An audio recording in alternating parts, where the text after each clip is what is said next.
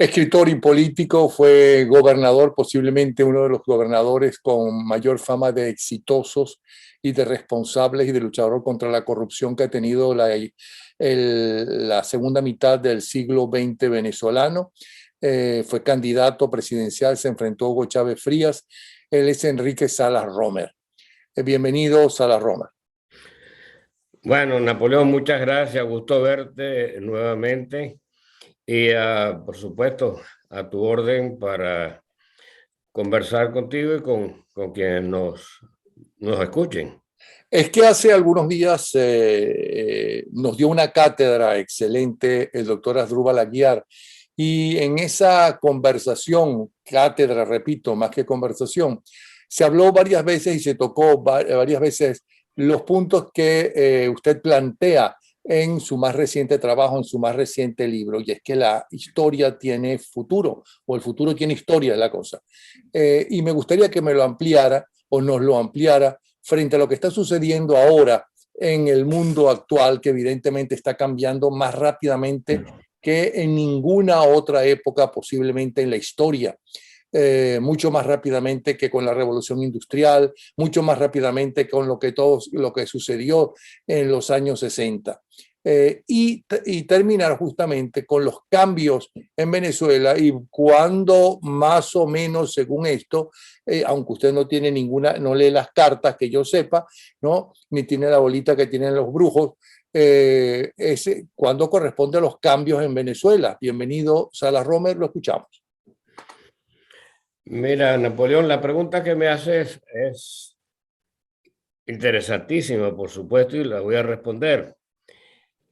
Y voy a ir más allá de mi libro porque los acontecimientos han evolucionado para confirmar lo que en ese libro se predecía, que el futuro tiene su historia. Pero claro, no decía exactamente lo que iba a ocurrir, pero sí cómo iba a ocurrir, qué consecuencias iba a traer. Y eso es lo que estamos viviendo en este momento. El libro ha tenido una gran acogida. Lamentablemente, la mayoría de los venezolanos no lo pueden adquirir porque está en Amazon, que por razones de las restricciones que existen no despacha nada a Venezuela. Pero ha tenido más del 90% le da 5 estrellas. Eso es poco usual, ¿no?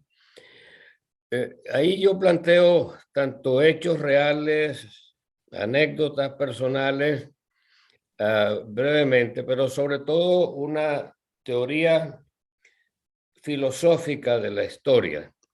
Yo no sabía que era una teoría filosófica porque no me considero filósofo, pero sí tomé como punto de partida, además de mis estudios por 40 años, no sé si la gente sabe que yo tuve un centro de análisis estratégico antes de ser gobernador y lo he seguido manejando a distancia desde hace muchos años. Nosotros veníamos estudiando los ciclos históricos por una vía y de pronto encontramos que había cierta coincidencia con lo que planteó José Ortega y Gasset, de que las generaciones tienen unos 15 años de duración. Nosotros empezamos a encontrar que cada 15 años, en efecto, se producía un hito histórico de significación. Llamo hito histórico un hito que produce una conmoción mundial, o genera una reverberación, un impacto mundial, que ocurre cada 15 años, que da inicio a un proceso histórico que dura 30 años. De allí la confusión de que algunos dicen que son 15 años, otros dicen que son 30. Y que además, y hay algo un poquito más técnico, sirve de eje orbital del ciclo o del proceso que viene de antes. Me explico.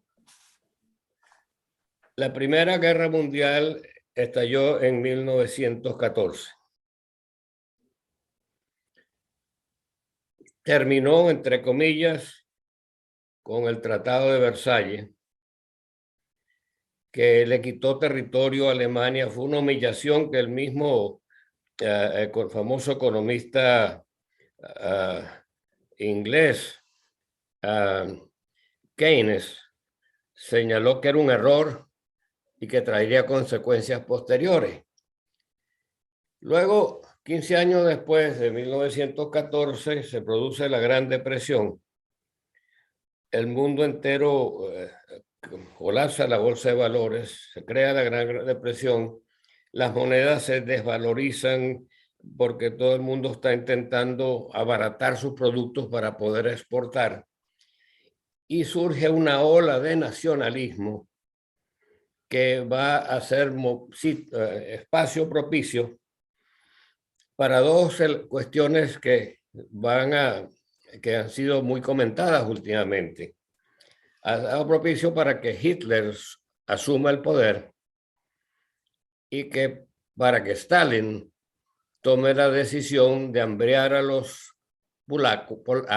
ucranianos, generando lo que se recuerda como el Holodomor, que fue una hambruna que mató a 4 millones de seres de ese país, supuestamente para proteger la revolución bolchevique y para alimentar a Moscú. Luego vino la Guerra Mundial y terminó finalmente con las guerras de Europa, las guerras mundiales desatadas fundamentalmente en Europa, aunque Japón también intervino, con la creación de las Naciones Unidas en 1944, la conferencia de Bretton Woods, exactamente 30 años después.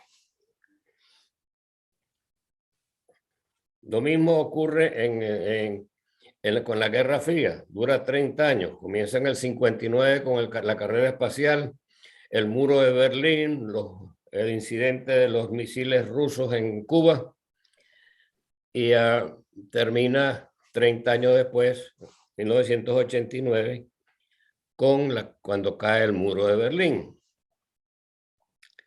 Ahora uno se pregunta por qué este momento se parece al otro. Y aquí voy a introducir un elemento polémico, porque no ha sido debatido, lo estoy presentando por primera vez. Y es el siguiente.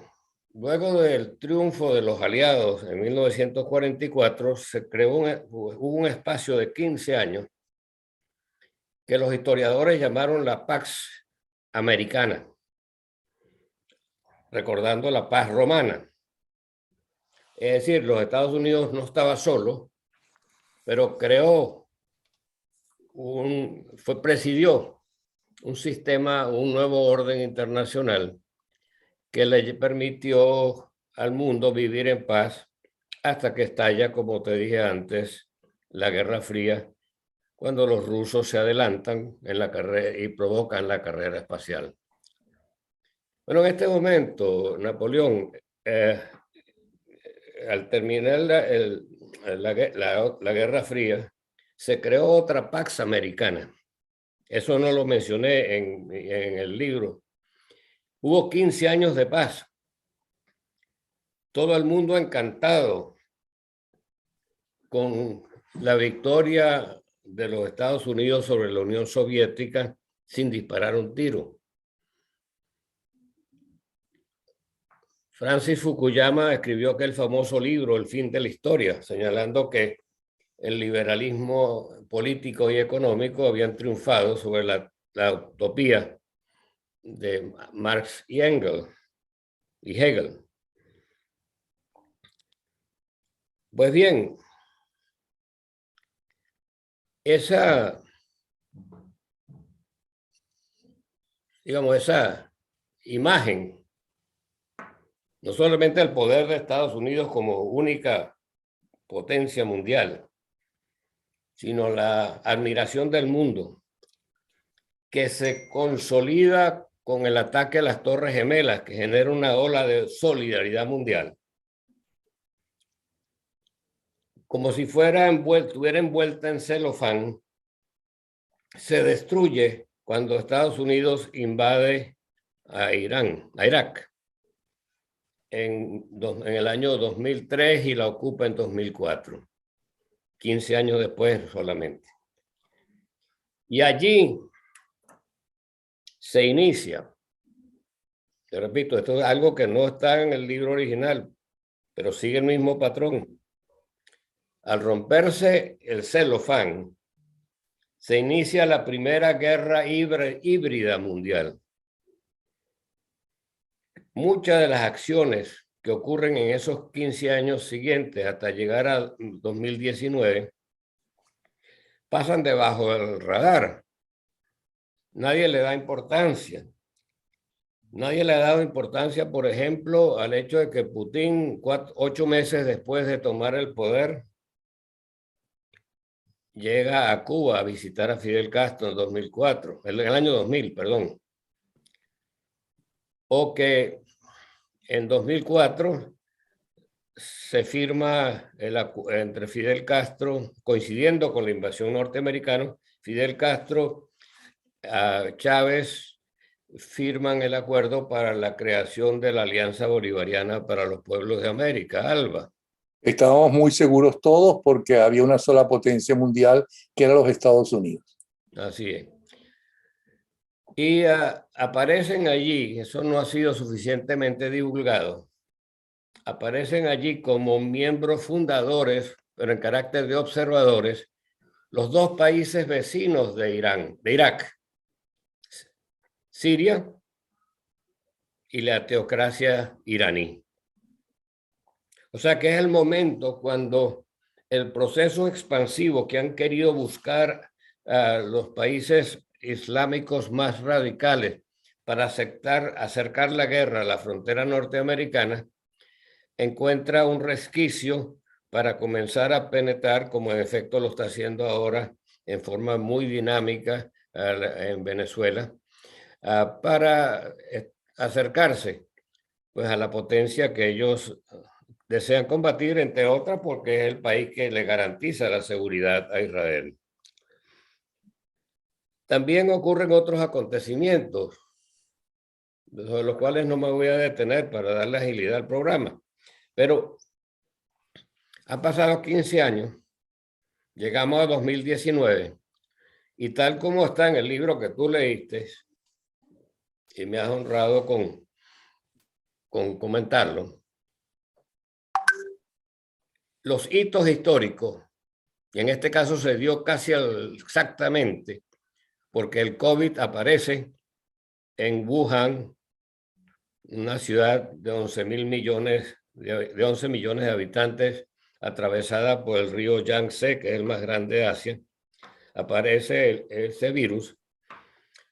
Los chinos, a mi modo de ver, hacen un velado acto de guerra al cerrar su provincia, no la provincia de Hubei, de la cual Wuhan es capital, sino sellar la ciudad de Wuhan, pero permitir que sus ciudadanos que estaban allí para las festividades tradicionales regresen sobre todo hacia los países donde China tiene instalado, tiene gran cantidad de personal por las obras relacionadas a la ruta y el cinturón de la seda. Por eso es que está allá en Italia, que tiene entre 100 y 300.000 chinos viven en Italia, y muchos de ellos venían de Wuhan. El hecho es que ese acto de guerra, porque China no orientó a nadie sobre el carácter del virus, lo combatió, lo dominó allí, pero no le dijo a nadie. Cerró sus fronteras, pero permitió que viajara hacia los países avanzados. Generó hasta ahora 6 millones de muertes. Pero los hitos históricos, como lo dije un rato atrás, no vienen solos. Ha venido en conjunto con el acuerdo firmado entre Xi Jinping y Putin. Ha venido unido al acuerdo estratégico entre China e Irán y la primera incursión en los últimos días de 2019, los primeros ejercicios militares en el Mar Índico, realizados conjuntamente por Rusia, China Irán,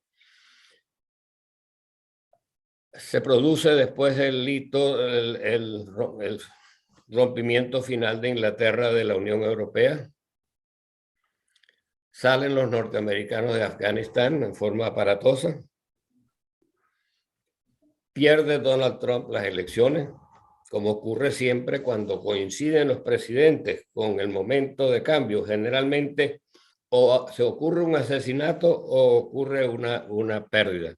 Eso le pasó a George Bush en el viejo. No lo reeligieron. No lo reeligieron a pesar de que fue un gran presidente. Sí. Uno de los mejores preparados que ha tenido Estados Unidos. No así su hijo. Bueno, entonces Donald Trump pierde y se produce un cambio general en el mundo que, aunado a elementos que voy a agregar posteriormente, han profundizado o generado razones en parte de carácter cultural para arreciar la batalla. O sea que estamos pasando en esta guerra híbrida, estamos pasando a una fase más intensa. Así como la Primera Guerra Mundial tuvo intensidad X, pero la segunda tuvo X por 4, y asimismo ocurrió en la Guerra Fría, pero en otro ámbito. En este momento estamos pasando a la segunda fase de la guerra híbrida mundial, la primera guerra híbrida mundial. No nos estamos olvidando, por cierto, en cuanto a, yo diría que invasiones, a lo que está pasando fundamentalmente en Europa, aunque aquí en Estados Unidos pasa, aunque en menor grado, la enorme cantidad de musulmanes que están imponiendo su religión en estas tierras judeocristianas, ¿no? Que inclusive han logrado en algunos países europeos que se elimine oficialmente las festividades cristianas de Navidad, ¿no?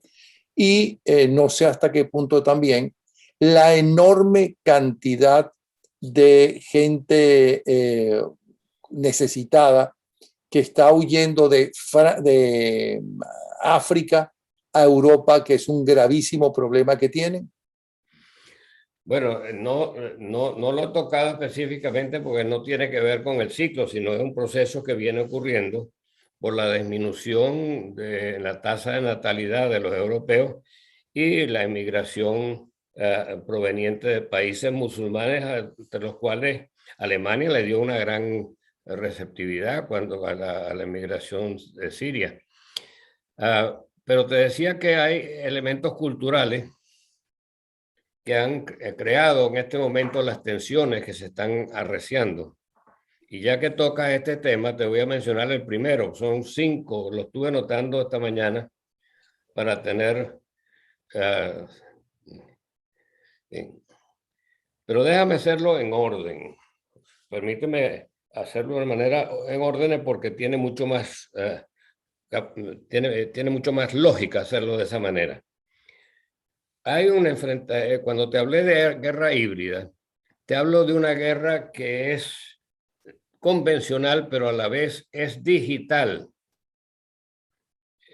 La guerra cibernética forma parte de ella. Los esfuerzos que se realizan a través de las redes para generar divisiones a lo interior de los países occidentales es una guerra manejada por esa vía. Pero es que en 2004 ocurre también la aparición de la primera computadora de inteligencia artificial y las redes sociales se convierten en un fenómeno global. Entonces, las redes sociales y la inteligencia artificial, en conjunto con los métodos tradicionales de combate o por la vía de las armas o por la vía económica, son parte de esta guerra sobre la cual hablaremos en algún momento cuando termine este otro libro. Pero entonces hay una acción militar que tiene que ver con inteligencia artificial, que tiene que ver con ese nacionalismo que nace, como nació en el año 32, que nace de las realidades actuales que surgen a partir del COVID. China quiere tomar a Taiwán, Rusia a Ucrania, y hay una acción militar per contra, así como Occidente de pronto descubre un enemigo común. Rusia y China e Irán comienzan a ver en la OTAN también un enemigo a vencer. En el plano político, hemos pasado a una dictadura sin ideología, perdón, a una confrontación sin ideología entre democracia y dictadura. De hecho, en el acuerdo que suscribe Putin y Xi Jinping, se habla de que la democracia tiene muchas formas y cada país se da la suya, con lo cual se incluyen ellos retóricamente en el mundo democrático.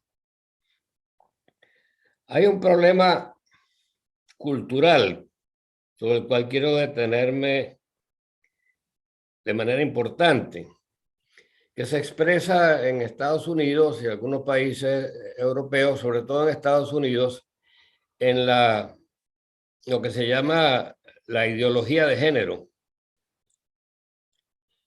Es la idea de utilizar a través de medios cibernéticos las redes sociales para exaltar las virtudes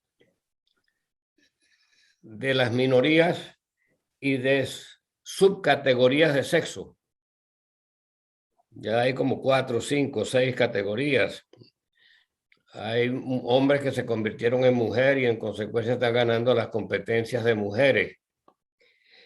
Eso genera una reacción per contra. Eso y los matrimonios de un mismo sexo. Genera una reacción cultural per contra de parte de los países musulmanes, de China y de Rusia. Rusia porque, como lo ha señalado Putin en varias ocasiones, eso persigue reducir la población y Rusia tiene el peligro de desaparecer como potencia porque está perdiendo la población a un ritmo tan acelerado que es difícil que recupere o que sea capaz de superarlo si no logra alguna forma de aumentar la tasa de reproducción de la población rusa. Ahora, pero en Europa no está pasando exactamente lo mismo, que ya es un continente envejecido, porque no quieren tener hijos. Así es.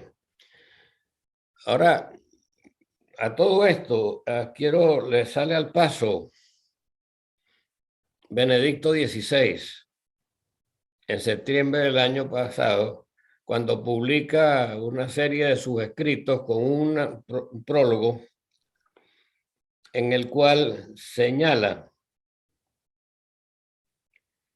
que los matrimonios de un mismo sexo constituyen una revolución cultural mundial, porque no importa la religión o la raza, la reproducción humana siempre estuvo en base a la unión del hombre y de la mujer, pero que a partir de la pastilla anticonceptiva, el sexo y la fertilidad se han separado y que incluso los seres humanos se pueden fabricar. Aunque eso está prohibido ya todavía. No, lo fabrican artificialmente uniendo un óvulo y un espermatozoide en un tubo, o sea, sin que la sexualidad tenga que ver con eso. Ah, sí, ok. Él dice que esto hay que verlo de fondo porque es un cambio, dice, esto no es una simple moda, este es un cambio cultural y una revolución mundial. No te habla de una revolución norteamericana o europea, sino que entonces los países que reaccionan en contra, porque su carácter, además de dictatorial, es muy conservador, tienen una razón de otro tipo, de razón cultural, para arreciar su enfrentamiento, sobre todo cuando en Estados Unidos el partido dominante ha sido infiltrado por personas que promueven ideología de género y en consecuencia representa una realidad que el mundo todavía en su conjunto no logra tragarse. Se refiere al partido dominante ahora, es decir, al Partido Demócrata. El Partido Demócrata, sí. Hay un escritor demócrata, profesor de la Universidad de Columbia, tú debes recordar porque yo lo cito en el libro, que señala que cuando él vio la página del Partido Demócrata encontró 11 links y cada uno estaba dirigido a un sexo o a una minoría distinta, pero no había ninguna frase que uniera al pueblo americano. Era como si hubiera 11 países distintos, 11 o 12 países distintos. Y entonces, eso per contra fue lo que permitió a Trump lograr la mayoría conservadora que le permitió ganar la primera elección, o la mayoría, de acuerdo al sistema indirecto norteamericano, que le permitió ser presidente. Ese núcleo, y porque la mayor cantidad de votos la tuvo el Partido Demócrata, la candidata Hillary Clinton. Sí, desde hace varios años viene sucediendo así, porque Estados Unidos es un país realmente federal que no le permite que las mayorías gigantescas en los países, en los estados más grandes, le reduzcan la capacidad de representación de los estados más pequeños. Ahora, bueno o malo, a favor o en contra, no tengo ninguna posición al respecto. Toda esta parcialización y todas estas divisiones de la sociedad favorecen no solamente en todo caso a las minorías que ahora son respetadas o que se discute sobre sobre que merecen ser tratadas. Todos los seres humanos merecemos ser tratados igual, no importa cómo sexualmente te sientas, sino que a quien favorecen son justamente a los países orientales tipo Rusia, a los países dominados por políticos religiosos radicales, por ejemplo, o por creencias como los musulmanes, que son mucho más cerrados que los católicos. Así es. Bueno, por eso te digo, en este caso el cambio cultural se produce en el mundo occidental, pero tiene un carácter, una repercusión mundial. Ahora hay un elemento que la gente a veces no considera suficientemente y se tiende a tener una imagen negativa. Resulta que una mayoría de norteamericanos, sean demócratas o sean republicanos, rechazan esta ideología de género. Es más, el nuevo alcalde de Nueva York, un negro, un hombre muy respetable, que creo tuvo alguna participación policial alguna vez, le hizo un llamado el otro día a ese Black Lives Matter. Y le dije, ¿por qué ustedes no defienden a los negros ahora? Ustedes hicieron un escándalo con la muerte de Floyd. Ahora están muriendo más negros porque obligaron a reducir las policías. Y ustedes callados. No dicen nada. Se lo está diciendo un alcalde negro, un hombre muy respetable, pero y liberal. Y liberal. ¿Cómo? Y liberal, demócrata. Y demócrata.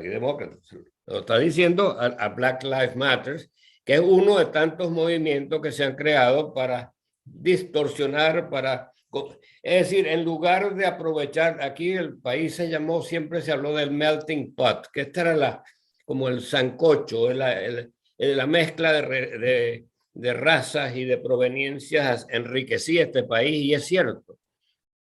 Pero los enemigos de Estados Unidos, incluyendo quienes lo adversan y utilizan las redes sociales, están utilizando estos sentimientos divisionistas para fragmentar la población, para atomizarla. Pero hay una nota positiva en todo esto. Todas las lecturas que yo tengo revelan que a nivel local, en las elecciones locales, por ejemplo, las medidas contra el medio ambiente, podía ser que Trump no las quisiera, pero los republicanos a nivel local, como la gran mayoría de independientes, está a favor, y también los demócratas han seguido avanzando a todos los niveles a nivel local en este país. También ocurre en otros espacios. Estas manifestaciones culturales no es que van a tener un paso libre, sino que aquí sí cuenta el voto democrático. Y el norteamericano en general, en términos culturales, es conservador. Bueno, aquí te hablamos antes el cuarto punto sería el demográfico, al cual tú hiciste referencia. La reducción de la población rusa, la población europea y el influjo de los países musulmanes hacia Europa.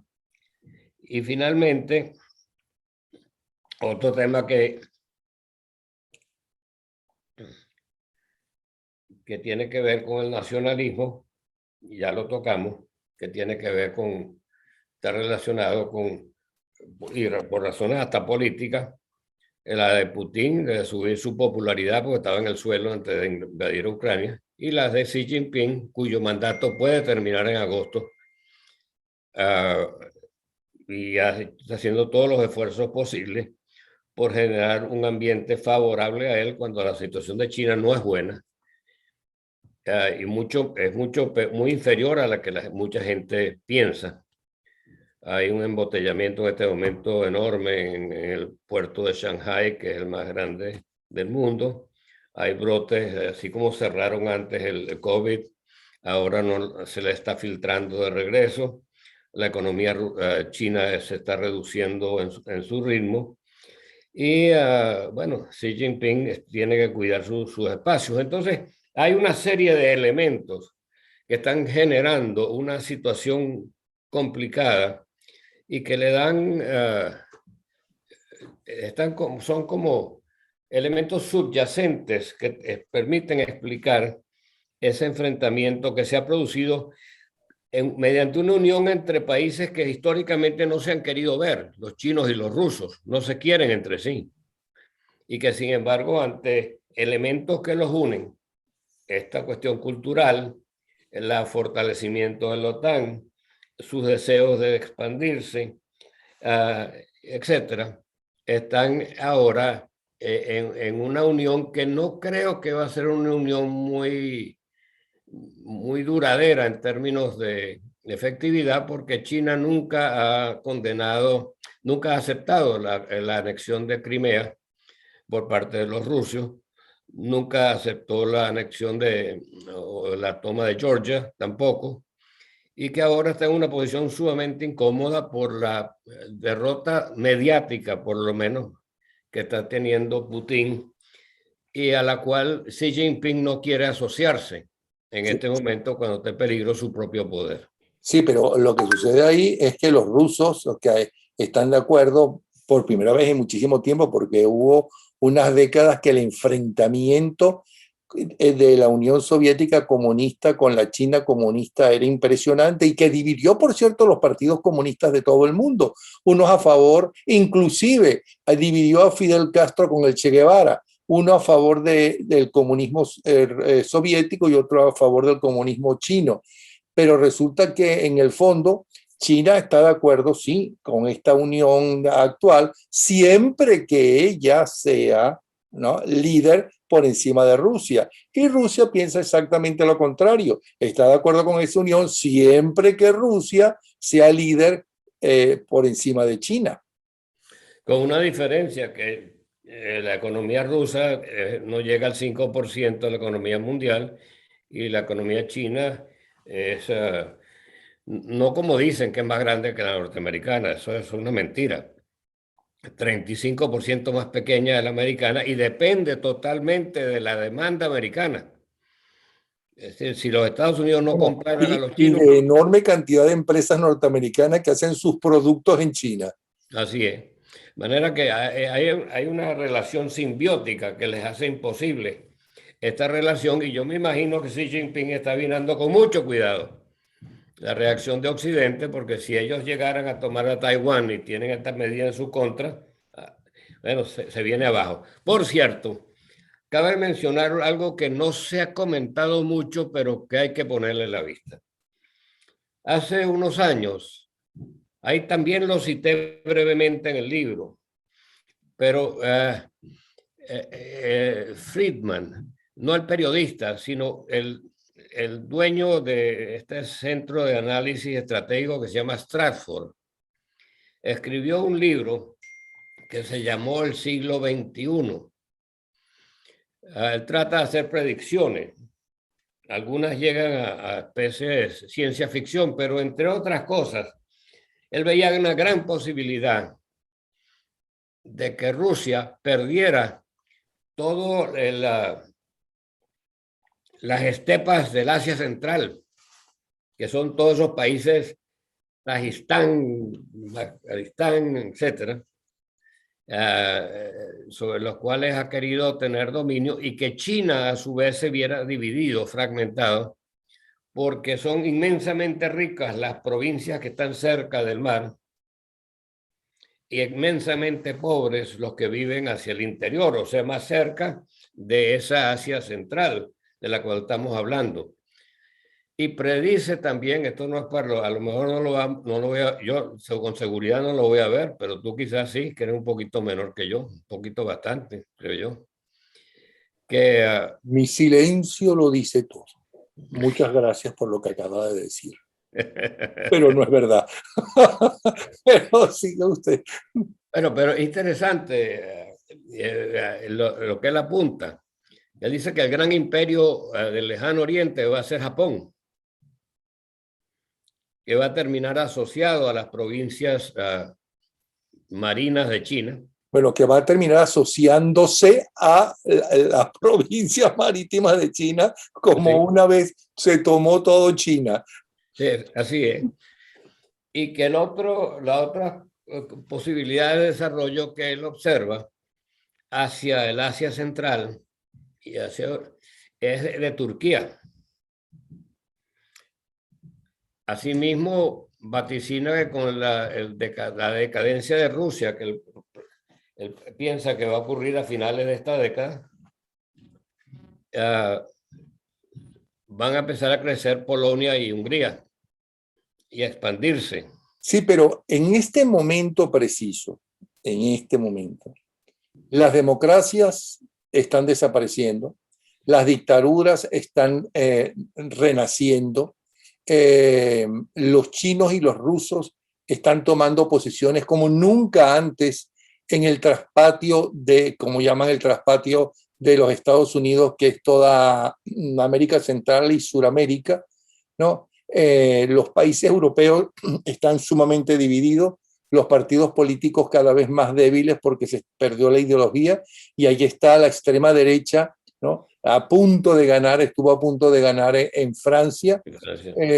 Da la impresión que el narcotráfico es la principal o uno de los principales negocios que más dinero mueven en el mundo entero y tiene corrompido a los Estados Unidos en los diferentes niveles, que es un triunfo de la lucha revolucionaria desde los años 60, porque ellos mismos lo decían, ¿no?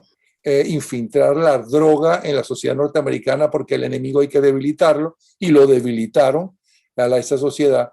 Da la impresión que quien está ganando la batalla justamente son estos radicales que no creen en los derechos humanos, que cada país debe tener su posición sobre los derechos humanos y su posición sobre si quiere un gobierno democrático débil, porque consideran que los gobiernos democráticos, las democracias son débiles, o dictaduras. Dictaduras que ellos sí les funcionaron, porque es absolutamente imposible, creo yo, desmiéndame si no está de acuerdo, creo yo, haber logrado lo que se logró, que fue la Unión Soviética, pero sobre todo lo que ha logrado China, ¿no? Si no hubiera sido una terrible dictadura que acabó, que genocida, que unificó el idioma que tenía tanto, y que logró que lo que hacían ellos era imitar malamente los productos de Occidente y ahora son en vanguardia.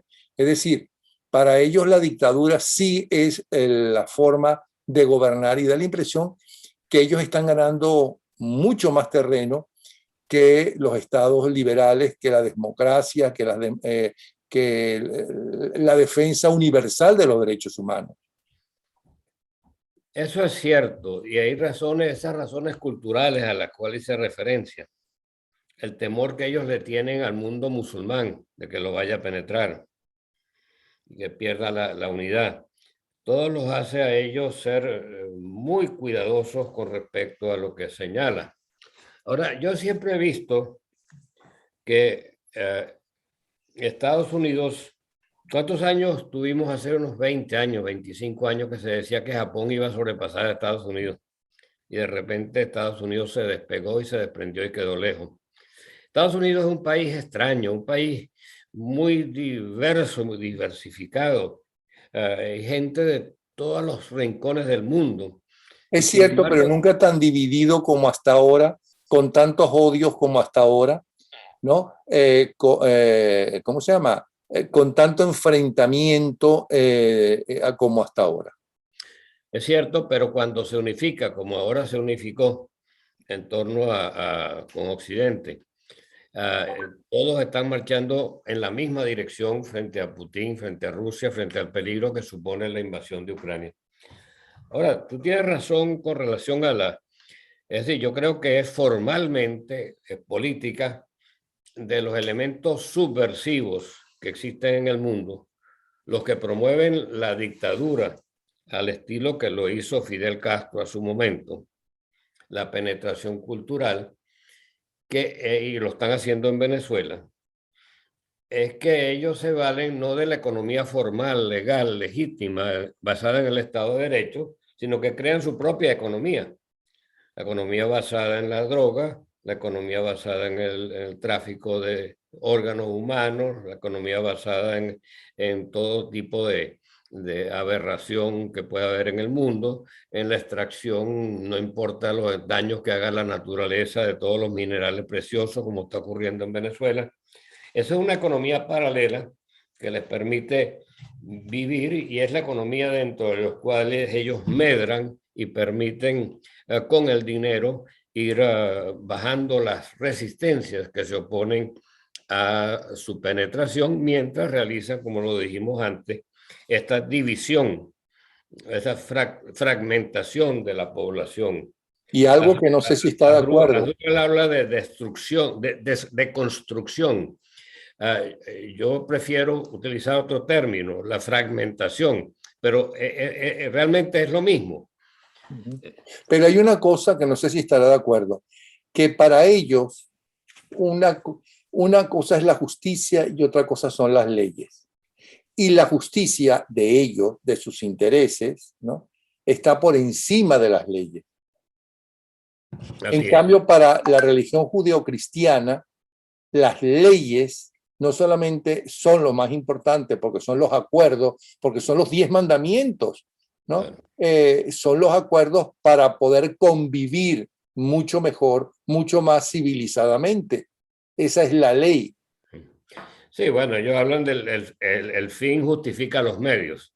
O sea, tú puedes hacer todo mientras tú logres lo que ellos dicen que quieren lograr, supuestamente. Bueno, esta invasión a Crimea no es a Ucrania, perdón, y que a Crimea antes también, no es una invasión, ellos no lo llaman una invasión, ellos están defendiendo que están siendo maltratados y pues, llevados hacia un lado los que se sienten rusos, ¿no?, en Ucrania. Entonces, que eso no es ninguna invasión, eso es justicia por encima de las leyes, inclusive por encima de las Naciones Unidas. Pero eso están diciendo la hora después de la derrota que sufrieron en Kiev, porque inicialmente hablaban de que Ucrania les pertenecía a Rusia en su conjunto. Sí. Y ellos pensaron que iban a liquidar a Zelensky en dos patadas y resulta que le salió regañón al muchacho. Bueno, tú me hablabas de los tiempos de la historia, Napoleón. Yo te diría que entre 2019 y 2034, el mundo va a vivir en niveles de alta tensión. Parecido, aun cuando tenga sus diferencias, a la segunda etapa de la Guerra Fría y a la segunda etapa de la Gran Guerra Global, la Guerra Europea. Es decir, la segunda fase de la Guerra Fría fue más bien de orden económico y tecnológico.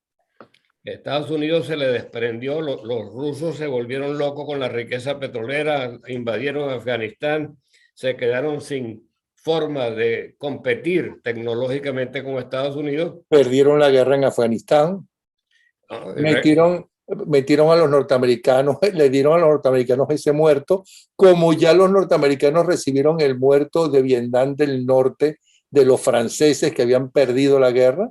Así es, Indochina se llamaba en esa época. Sí.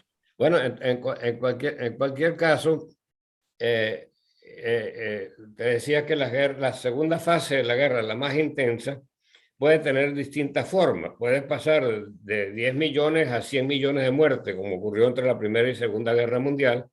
Puede pasar de un periodo de confrontación tecnológica por la carrera espacial a medidas drásticas como el muro de Berlín, amenazas como supuso la instalación de misiles en Cuba, etcétera, etcétera. Pero los rusos y los norteamericanos nunca se enfrentaron.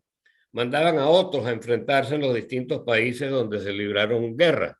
Por ejemplo, le financiaban a Fidel Castro que mandara a los cubanos como carne de cañón a pelear en África, porque según los acuerdos de Yalta, ese era un territorio donde los comunistas no podían meterse porque pertenecía a la influencia norteamericana, como Europa, como América Latina. Pero yo quisiera que todo esto que nos ha hablado, interesantísimo, tiene como resultado lo que acaba de decir. Desde el 2019 al 2034 el mundo va a vivir en alta tensión. ¿Quiere profundizar en eso? Es que pareciera, ¿no? Me estoy anticipando un poquito a cosas sobre las cuales tengo que escribir para... Acuérdate que estoy adelantándote temas que vamos a abordar. No se me eche para atrás que después de los Simpson, quien mejor predijo lo que está pasando fue usted. Pero primero fueron los Simpson. Bueno, predije lo que iba a pasar con Chávez y predije que iba a haber una conmoción a final del año 2019. Pero esto ya no, lo de Chávez era una observación. Acá está basado en una cierta secuencia que existe en la historia. Así como hay compases en la música, la historia parece tener un sistema de ordenación. Pero lo que he descubierto es que las generaciones pasan de una guerra incipiente a la siguiente generación, una guerra más fuerte, y la tercera generación hacen las paces. Así ha ocurrido en los últimos 120 años. Yo no sé lo que va a ocurrir a futuro, pero pareciera que hay, además del elemento generacional, una especie de compás. Y eso permite entender por qué a 45 años de la primera guerra, perdón, a 45 años de los años del 14, estalle la Guerra Fría. Así, en el 1914 estalló la guerra global, que tardó 30 años. 45 años. Vamos a explicar que la posición es que la Segunda Guerra Mundial es la continuación de la primera, que es una sola guerra en realidad. Así es. Una guerra cuyos resultados y sus acuerdos fueron desastrosos. Pero vamos a estar claros, en la Segunda Guerra Mundial los resultados finales tampoco son muy buenos que digamos, porque ahí están las peleas de diferentes razas, o no sé cómo llamarlo, que las metieron todas en un mismo territorio, en un mismo país. ¿Te refieres a las Naciones Unidas? Sí, me refiero a los acuerdos de Yalta y me refiero cómo las Naciones Unidas distribuyeron los nuevos países que se estaban formando. Claro, pero en todo caso hubo 15 años de paz. Y como estamos hablando de tramos de generacionales de 15 años, te indico que hubo, es decir, primeros 15 años, Primera Guerra Mundial. Segundos 15 años, la Segunda Guerra Mundial. Terceros 15 años, el nuevo orden mundial. Fondo Monetario Internacional, Banco Mundial, Naciones Unidas, etc. Se puso orden. ¡Pum! 15 años después está ya nuevamente ahora la confrontación con la carrera espacial y ya lo que hemos hablado anteriormente, los misiles en Cuba, el muro de Berlín, etcétera, etcétera.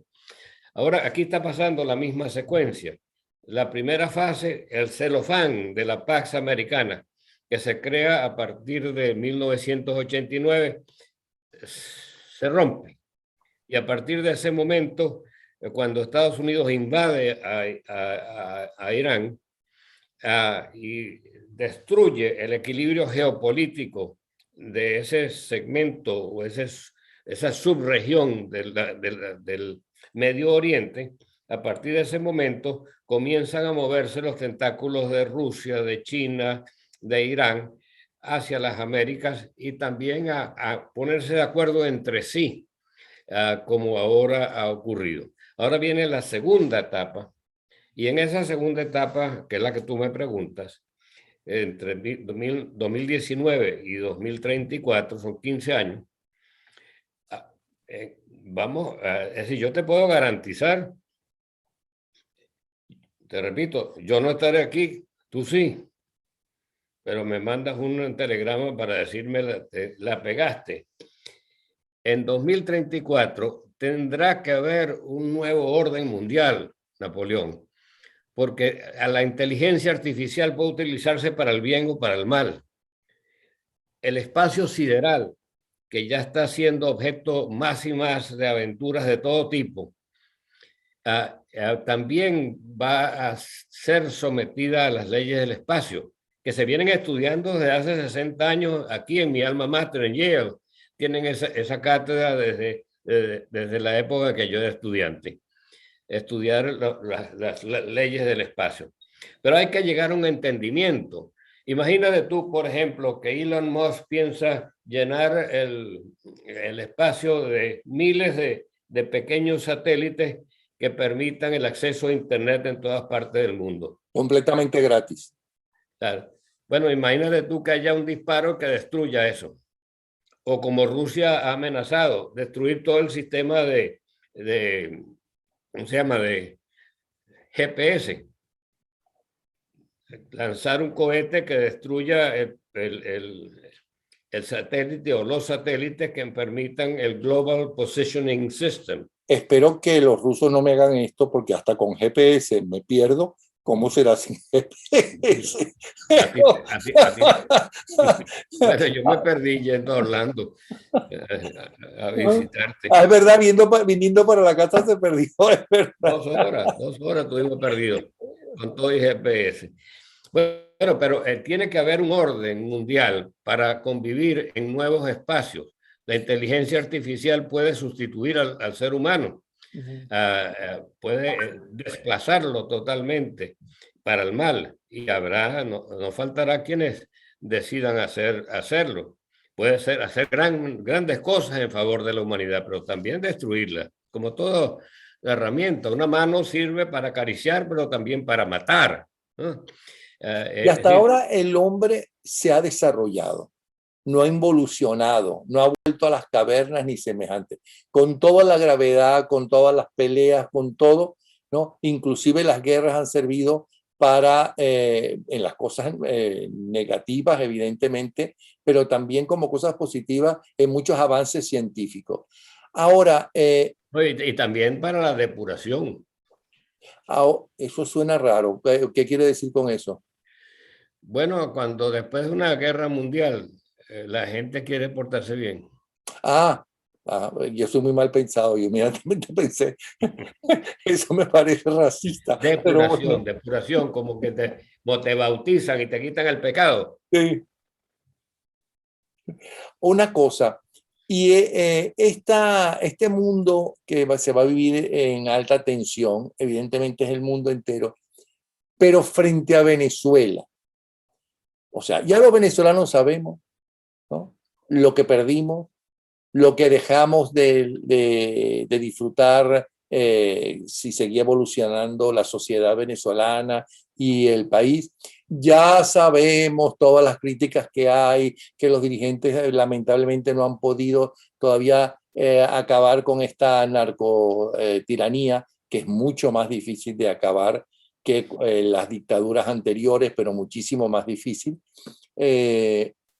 Pero ¿cómo prevé que sucederá? Es que vamos hasta el 2034 con esta dictadura. Es entonces que Maduro tiene razón que van a gobernar hasta el 2034-36.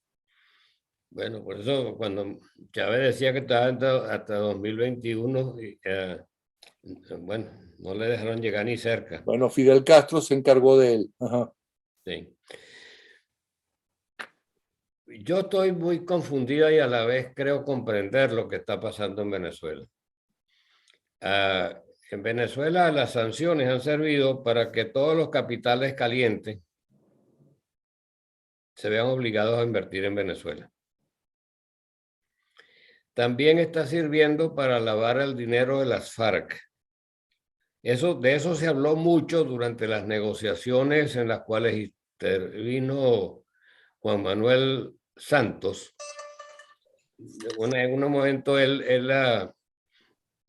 amenazó a Maduro con revelar los acuerdos que sobre capitales habían llegado con las FARC y Maduro. Y se habló en aquel momento de 6 o 7 mil millones de dólares. Si eso es cierto, esos dineros se están invirtiendo en Venezuela también. Y también hay grandes capitales iraníes, me imagino que son de la Guardia Islámica, que están invirtiendo. La mayoría, sabes que los iraníes tienen una manera de penetración que tiene un carácter, primero, acuérdate que el Hezbollah, que es de origen libanés, pero entrenado por la Guardia Islámica, está conformado por familias y sus células están conformadas por miembros de una misma familia. Esto me lo explicó un comerciante margariteño, seguidor del Hezbollah, porque el Hezbollah es a la vez un partido que hace mucha obra benéfica dentro del Líbano, pero a la vez tiene sus cuerpos armados inicialmente para combatir a Israel y hoy en día prestados a esa lucha por acercarse a los Estados Unidos. Bueno, entonces en Venezuela tú ves ciudadelas, ese es un frente, tener la familia junta, mayores cantidades de mezquitas, centros educativos, centros de formación, labores de evangelización, por llamarlo de alguna manera, y el frente comercial. En Valencia, por ejemplo, lo que era Macro, hoy en día es el centro más importante, debe ser del país, de abastecimiento de medicamentos, de aparatos médico-quirúrgicos, etc. Muchos de estos negocios, en Margarita, en Caracas, en Valencia, presumo que también, son propiedad de familias provenientes de esa fuente. Entonces tú tienes una confluencia de capitales que genera una burbuja de riqueza que la pueden aprovechar solo personas que tengan dólares y que no les importa pagar un poquito más con tal de tener acceso a esos bienes, al tiempo que los pobres se van haciendo más y más pobres, porque se dolariza la inflación, cosa que no ocurre en ninguna parte del mundo. La dolarización normalmente mantiene la estabilidad de precios que existe en Estados Unidos. En este caso, no. En este caso, los dólares están sirviendo para aumentar. Entonces, tú tienes por un lado una burbuja dentro de la cual la clase media alta, por llamarla de alguna manera, se siente más cómoda, puede hacer negocios, puede darse algunos gustos, puede hacer esto y lo otro, un ambiente de libertad, si no te metes en la cuestión política, a un financiamiento por una vía o por otra para todos los partidos políticos, sean o no sean del G4, porque ya encontraron la vuelta de darle financiamiento por la vía del gobierno interino a los partidos pequeños. Y entonces hay un ambiente como de que todo cambió, que todo está cambiando. Y eso no sé cuánto tiempo va a durar. Lo Pero al que decir que es una burbuja, eh, también nos está diciendo que no es duradero. ¿Por qué? Si ese dinero es de esas familias que están allí. me dice una amiga tuya y mía, pero que obviamente no la voy a mencionar, que algunos amigos vinieron a buscarla, que viven en el Pedregal del Country. La invitaron a cenar. Ella vive en Los Palos Grandes. Cuando cenaron y No de dé más regreso, detalles porque ya está a punto de dar a conocer quién es. Pero siga. bueno, a lo mejor te echó el cuento a ti también, pero el cuento no tiene que ver con ella, sino con lo que vio.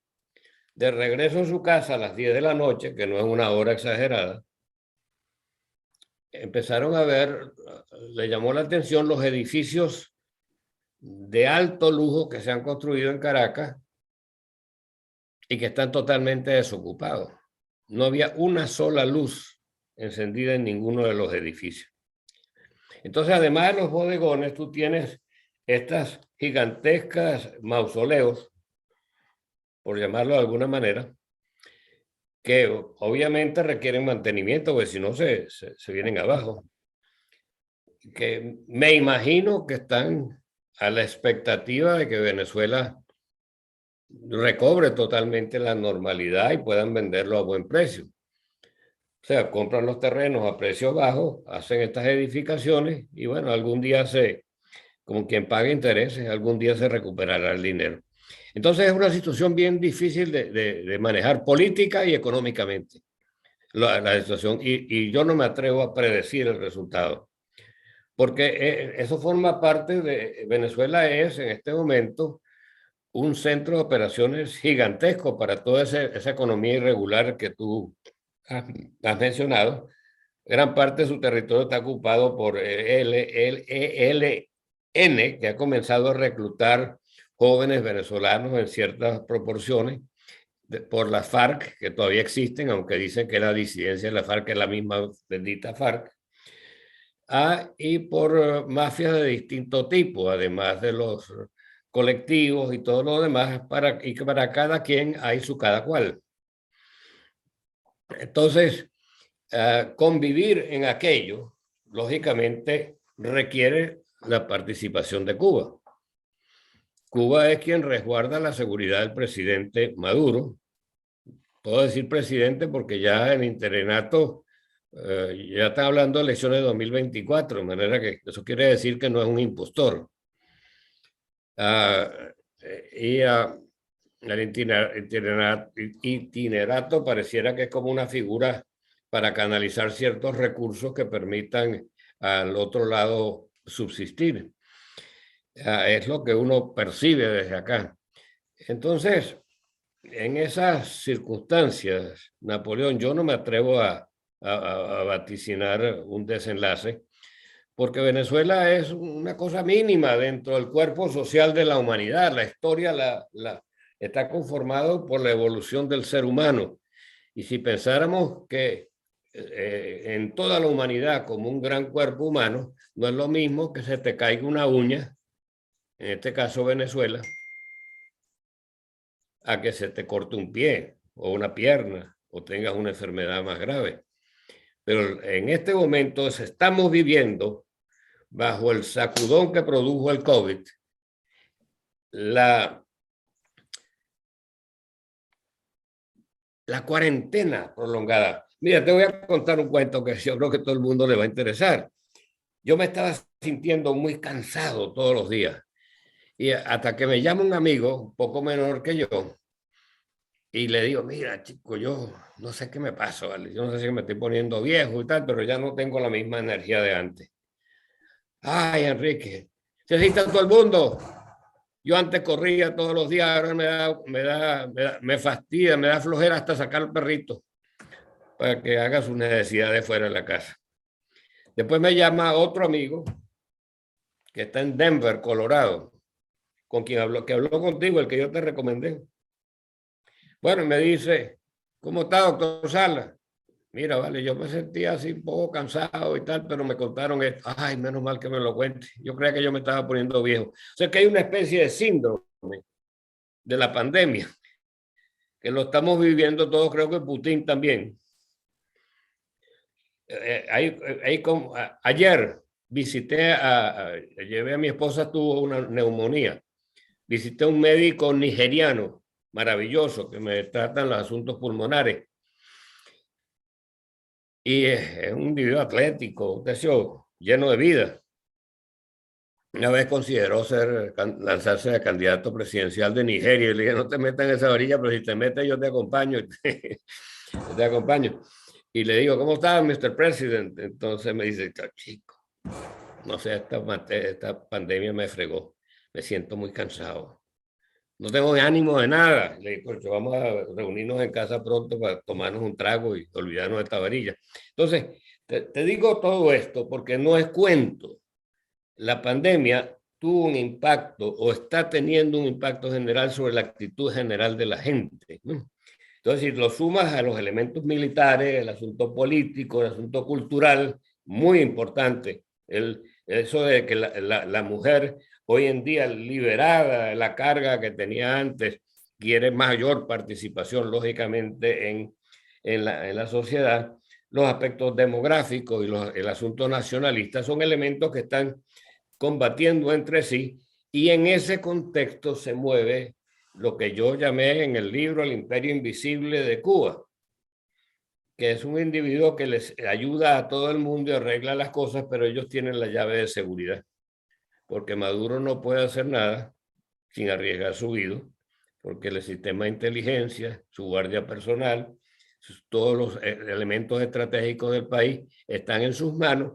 Y como Maduro es quien le garantiza a estos organismos irregulares que operen libremente en territorio venezolano, pues estos también lo respaldan y eso le da la estabilidad que le ha tenido hasta ahora. Bueno, pues bien interesante toda esta charla y complementada ya entonces de la anterior que tanto gustó también de Asdrúbal Aguiar, bien interesante. Por cierto, que voy a hablar con un psiquiatra, voy a tratar de convencer porque tiene que pedir permiso, un brillante psiquiatra de Los Ángeles que estuvo cenando con nosotros el sábado pasado, aquí en la casa, para que hable de la situación de Putin, porque Putin también vivió el aislamiento del COVID-19. Así es. Putin fue durante 2 años, ¿no? Estuvo aislado como todos nosotros, ¿ok? Y la repercusión, lo que ha sucedido en cada uno de nosotros, en unos mayor proporción que en otros, y en una persona como Putin, que es un megalómano, un narcisista, ¿no? De esos peligrosos, porque hay narcisistas que son realmente buenos y que vale la pena que con su narcisismo hagan cosas positivas para la humanidad o para su propio... Bueno, todos los actores son narcisistas, para empezar. Entonces, que se creyó el cuento, estaba tan aislado, que se creyó el cuento que quería escuchar de sus asesores, de que la guerra iba a ser de 3 días, que iban a recibir al ejército ruso con aplausos y elogios y fiestas, se lo creyó, ¿no? Y mira cómo está la cosa. Y se le ve en la cara que está amargado, que está desilusionado, a diferencia del presidente, ¿no? De Zelensky, que es un hombre sumamente cansado, pero claro, por todo lo que está viviendo. pero no se le ve un hombre que no tiene ganas de seguir luchando, que ha sido engañado, sino un hombre que está muy molesto e ensoverdecido, ¿no? Y que está dispuesto a morir, ¿no? Como lo ha demostrado, ¿no? Por defender a su gente. Un ejemplo sin duda. Ahora, para darte una respuesta final, pues tú me preguntas varias veces qué va a pasar en estos 15 años, yo no lo sé. Pero yo lo que sé es que vamos hacia un nuevo orden mundial, que vamos hacia una realidad quizás distinta, que yo deseo pues que la situación en nuestro país en ese contexto se maneje, pero vamos a hacer Napoleón como hacen las ariomosas, amárrense el cinturón. Aquí me está Estamos, diciendo mi hija que no todos los actores son narcisistas, que tienen rasgos narcisistas y no hay narcisistas buenos, dice ella. Pero unos son más peligrosos que otros. En fin. Bueno, entonces que se amarre el cinturón, que lo que viene no es como Ah, lo que decía Luis Herrera, ¿no? sí, Como es lo que decía pónganse las alpargatas que lo que viene es el joropo. joropo. Sí. Bueno, muchísimas gracias, Enrique Salas Romer. Muchísimas gracias. Bueno, ¿cuándo sale la segunda parte del libro? Es difícil, es laborioso. Yo creo que va a tardar por lo menos 6 meses en salir. Perfecto, ok. Hasta luego, pues, un abrazo. Saludos a la señora. Con mucho gusto, igual Ángela.